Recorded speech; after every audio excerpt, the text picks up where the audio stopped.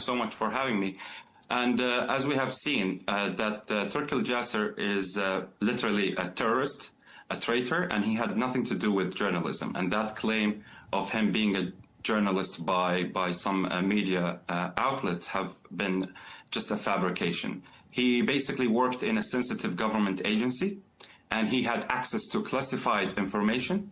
He served a full prison sentence, which was like 4 years, and was released, something that wouldn't happen in the case there were political motivation behind his imprisonment. But after his release, he was recruited, and this is the new thing that I didn't even mention in the thread, he was recruited by a woman working for a regional intelligence agency.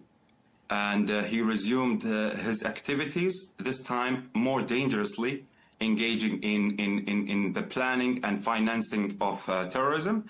He was convicted of espionage and high treason under both definitely like the Saudi legal system, which is the case for any other responsible country. It's just very unfortunate seeing how some international media have been using that case and claiming that he was a journalist, which he wasn't.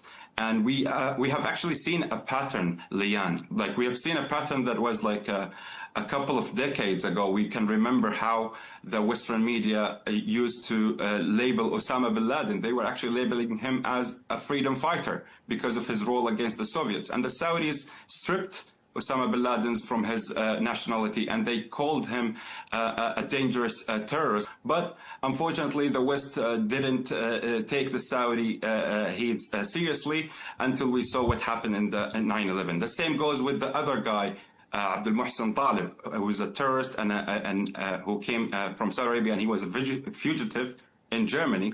And the Saudi government asked to extradite him from Germany, but he was labeled in the German press as a human rights activist. And the Saudi government warned the Germans that he is not a human rights activist, he's just an extremist and terrorist. And he ended up killing many civilians in Germany a couple of months ago. So, yeah.